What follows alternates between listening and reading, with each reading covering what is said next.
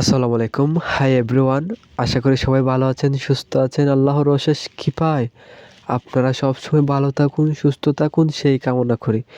আজকে আলোচনা করব, এই ভিডিওটা আজকে লম্বা হবে, কারণ এটা হচ্ছে পার্ট 23 থেকে একদম 30 পর্যন্ত আলোচনা করব। তাহলে পার্ট 23 এর মধ্যে কি রয়েছে দেখুন। পার্ট 23 এর মধ্যে রয়েছে বর্ণ শিখি। এখানে আমরা এর পূর্বে নিয় পর্যন্ত শিখেছি, এখন নিয়র পরে ট, ঠ, ঢ, ঢ, মদিনান্য এই শব্দগুলো দিয়ে আমরা বর্ণ দিয়ে শব্দ শিখব, শব্দ দিয়ে বাক্য শিখব, ঠিক আছে? তাহলে ঠতে টপ, টতে টপ, টপ দিয়ে বাক্য হচ্ছে টপ ভরা ফুল গাছে। তারপর ঠতে ঠুঙ্গা, ঠতে ঠুঙ্গা, ঠুঙ্গা ভরা মুড়ে আছে। তারপর হচ্ছে ডতে ডাব, ডাপানি ঝুড়ি ভরে। তারপর হচ্ছে ঢতে ঢাক, ঢাক বাজে জোরে জোরে। মূর্ধন্য বা মূর্ধন্য, এটা হচ্ছে লবণ, মূর্ধন্যতে লবণ। লবণ দিলে বাড়বে স্বাদ, বেশি দিলে বরভাত। তারপর রয়েছে কতগুলো শব্দ, ছবি দেখে শব্দ বলে। এটা হচ্ছে টমেটো, ট দিয়ে টমেটো, ঠ দিয়ে ঠোঁট, ঢ দিয়ে ডিম, তারপর ঢ দিয়ে ঢাল, তারপর মধ্যাহ্ন দিয়ে হরিণ।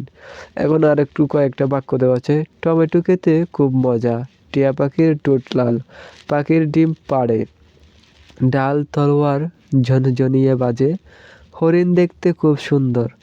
এখানে একটা হোমওয়ার্ক করতে হবে আপনাদের, সেটা হচ্ছে ট থেকে মধ্যাহ্ন এরকম যেরকম নমুনা হিসেবে আছে, আপনারা সবাই এগুলো সুন্দর করে উপরে এগুলোর মতো করে পূরণ করে লিখে আমার এখানে ছবি তুলে ভিডিওটার কমেন্টে অবশ্যই সাবমিট করবেন।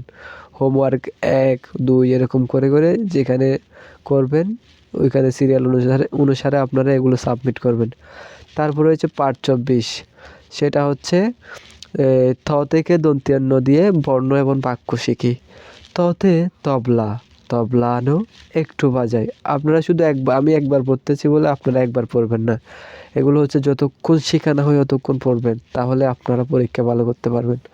থতে থলে, থলে নিয়ে বাজারে যাই। দতে দই, দই খাই মজা করে।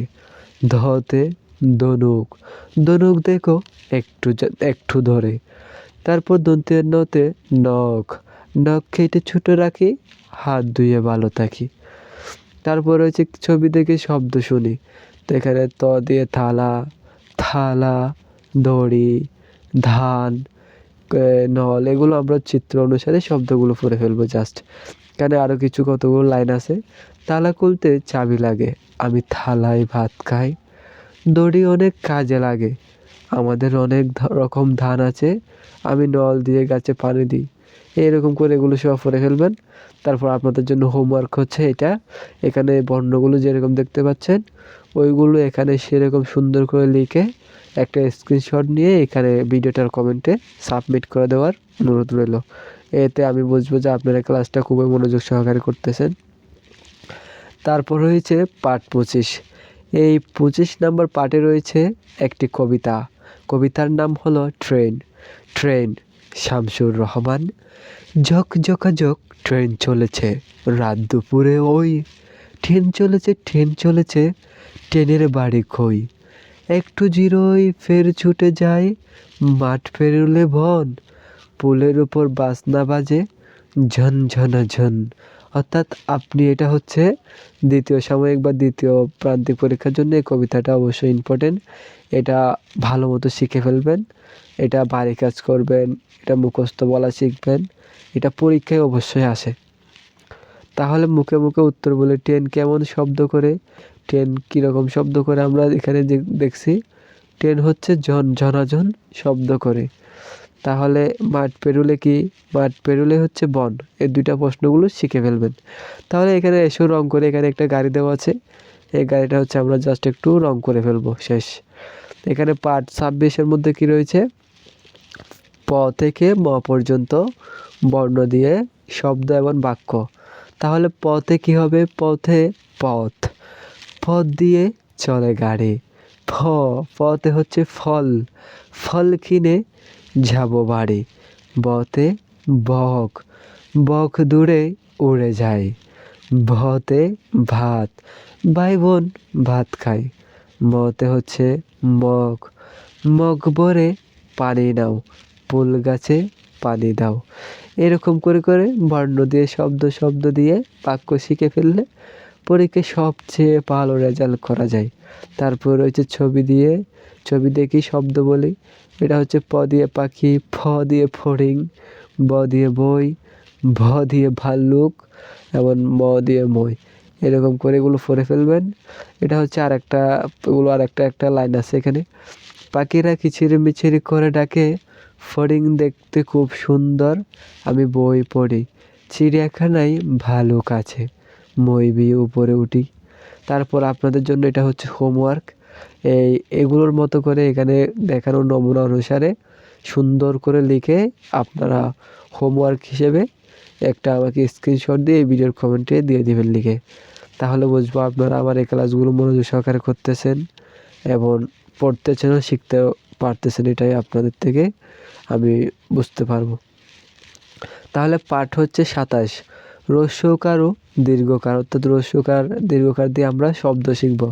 হ্রস্বকার দিয়ে হ্রস্বকার ঘুম, ঘুম, ঠিক আছে। এইখানে যেটা দেখতেছেন এই হ্রস্বকার, এটার মতো করে আপনি বেশি বেশি খাতায় লিখবেন এবং যেখানে এটা চিহ্ন এটা দেখবেন আপনি সেটাকে হ্রস্বকার হিসেবে মনে করবেন, এটাই হচ্ছে হ্রস্বকার, ঠিক আছে। তারপর রয়েছে দীর্ঘকার, দীর্ঘকার হচ্ছে এটা, এই লাল কালার চিহ্ন, এটা হচ্ছে দীর্ঘকার। দীর্ঘকার খুব, খুব, এখানে খুব দেওয়া আছে, এটা হচ্ছে এটা।